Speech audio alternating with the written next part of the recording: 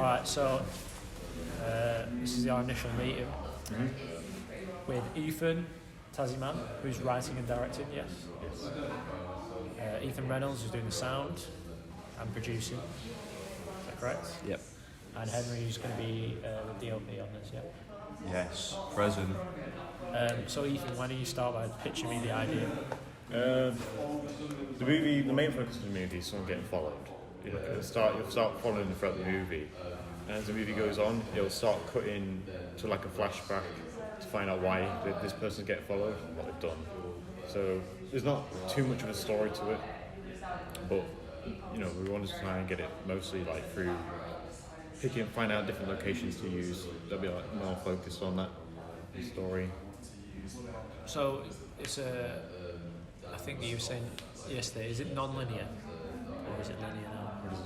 But there's a linear story to it, but then it sort of peaks off at times. Okay, so explain that. How does that work? So it's like someone's being followed, and that's going to be the main sort of base focus, and then it's going to branch off to sort of flashbacks, I guess. Okay. If you're talking about it in a linear sense. Okay, so it jumps back in time, and what are you going to see in these flashbacks? Just find out what she's done as a person. I don't know if it's female or female yet. To find out what they've done, but what I'm trying to focus on is that they've just taken some information, they've done something like that, but they've got caught, and that's why they need to get away. So it's a heist movie, so to speak. Go speak to them when I call them. So it's a heist movie. Yes, but But you see her after the heist has been committed. Yeah. And then it jumps back towards either the heist or pre-heist. Yeah. Yes. So it is sort of non-linear. Okay. I think we talked about this yesterday, but it's a concept similar to Reservoir Dogs. Yeah, which I need to watch. Which is, they shot non-linear because they wanted to shoot a heist film without showing the heist because they couldn't afford to shoot a heist. So you see them before the heist having breakfast, then it cuts to them going into the safe house. One of them's been shot. There's only two of them left. They don't know where the others are. Slowly jumping back and forth, you see the lead up and post heist without actually ever seeing anyone go into the tellers and rob the place. It's interesting. What I would say is avoid guns, avoid anything that's been done a million times before. So if you're talking about a heist or someone stealing some information, I think you really need to play on them going for something that you wouldn't normally expect. You can downplay it. They could be stealing some sweets or something. It could be from the whole time they're getting followed, or they think they're getting followed because they've committed this hideous crime and you don't know what the crime is. And then it turns out they're just thinking they're getting followed and all they did was steal a thread out. Or something like that. Something to consider. So Henry, as DOP, have you spoken to Ethan about how you want to shoot the flashback sequences? No. Is there anything that you want in particular in terms of, do you want it to have a different aesthetic so you think it's a time jump? We discussed that either one would be in the day, one would be at night, or one would be just dark in a dark area. Like if it was inside, it would be a bit darker. Okay. So then it would be easy to tell which ones, Okay, so you're gonna have to. Even the one set in a hangar and set in a car, it's still a bit of a contrast. So you want a different natural lighting but you'll need obviously a lot of work if you're shooting at night in terms of lighting. Or if you want to play with the colours that you want to talk about. Like you were talking about Drive and what was your one? Euphoria. Euphoria. Yeah. So that does a lot of jumping back to when they're kids, doesn't it? Yeah. Euphoria. And how do they do that? How do they show the difference? Just at the start, before anything else, just before it. Okay. So I'm not saying you should do this one, but a done to death way of doing it is to have one in black and white or one in like a grainy film. I don't think you should do that because it's been done a million times before. But if you can, the hard thing's going to be to show that this is a different period in time that's hasn't been before. One that doesn't do it very well, but they get away with it, is Dunkirk. Yeah. in Dunkirk. So Dunkirk's shot at like 3 different times, Yeah. but you don't realise until well into it. It's like, well, hang on a second, why is it night? And then it's like, Different time periods. then it shows at the end they all link up into the same story. So I think you just need to focus on your narrative now. You really need to get down and bounce ideas off these 2 guys about where the story could go. So you just need to think. I know you're thinking non-linear. You need to think about the story as a timeline, as a linear timeline, and then come up with that, and then work from there and going this scene, then this scene. And for the audio's perspective, I'm pointing the beginning of the timeline, the end of the timeline, the second bit of the timeline, the second to end bit of the timeline. Go back like that. Yeah. When Christopher Nolan describes Memento, which I know Henry loves, What's the new one? he describes it as a line that goes along, loops around, then comes back on itself. And he goes, we start here on the top line, then we jump down to the bottom line, then jump back up to the top line, then jump.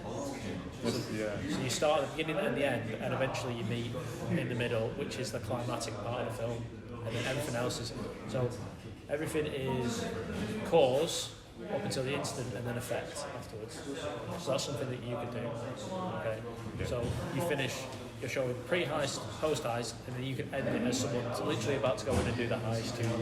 Yeah. That's when both bits Your are. build. Yeah, so your second to last point might be them leaving the heist, and you've already seen them like get far away, but it's them breaking out of the wherever they've stole some data off a computer, and then the final point before that is them going into the heist, so you never actually see what they've done in there. Yeah. Okay. That'd be an interesting way to keep it fresh. And it's something that's been done before, so you're going to have to be creative. Camera work, sound design, and with the story, you know, in terms of what they are stealing, who's stealing it,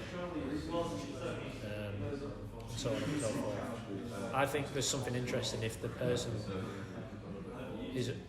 starts with them on the way to do, or starts with them after the heist, then on the way to the heist, and you think they've done something terrible right up until the actual moment of the heist, and then it might be something really insignificant. Something really small. I think that's a good place to start. But definitely look at that and draw. If you want to draw your timeline out on a piece of paper, this is where it starts, this is where it finishes, and then try doing that where you loop it round and see about jumping between.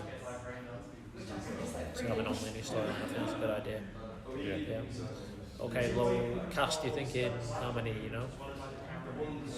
There's a minimum. Well. We were saying 2 really before. Yeah. I think minimum proof. Cast and proof. Well, the pursuer. Because it's just going to be the main person and the pursuer, but you never really see the pursuer. Like there'll just be kind of.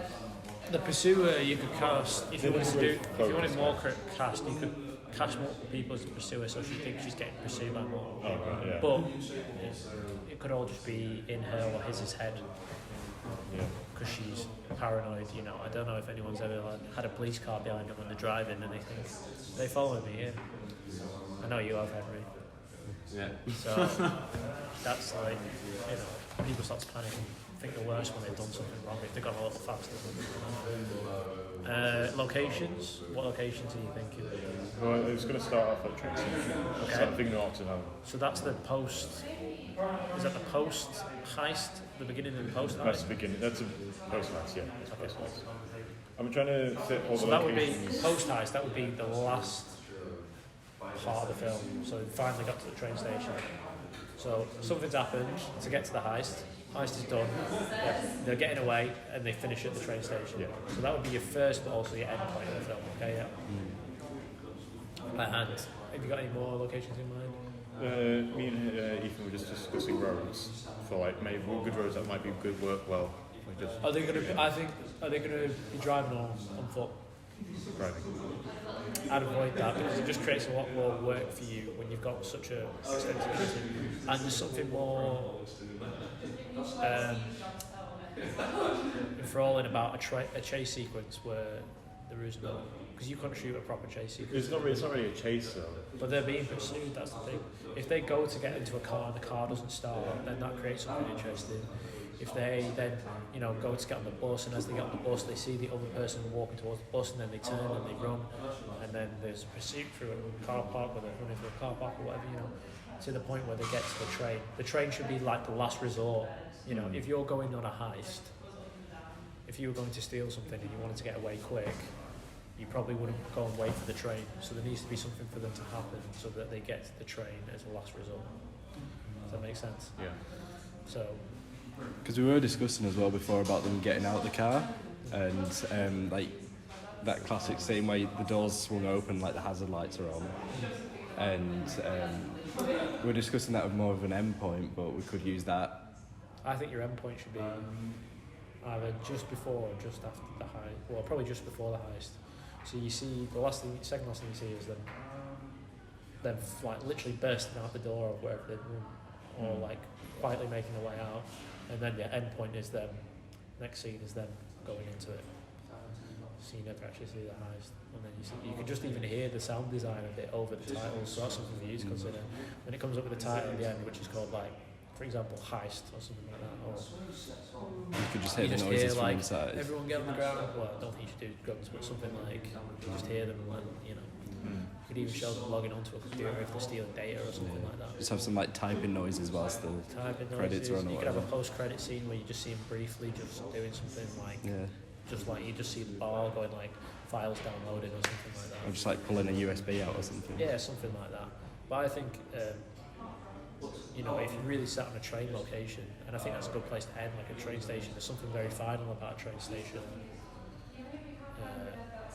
You know, because it's in its very nature, a train station is you're either on the platform or you're on the train, and you can't escape it any other way.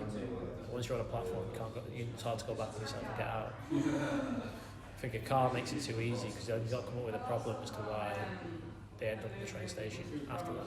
It could be the car doesn't start, which is fine, but then they have to go to do the next best thing, and then that doesn't work, and then they can't. And they're just trying to get away. They're just trying to blend in with people. They sit down in a crowd. They put a cap on, whatever it might be.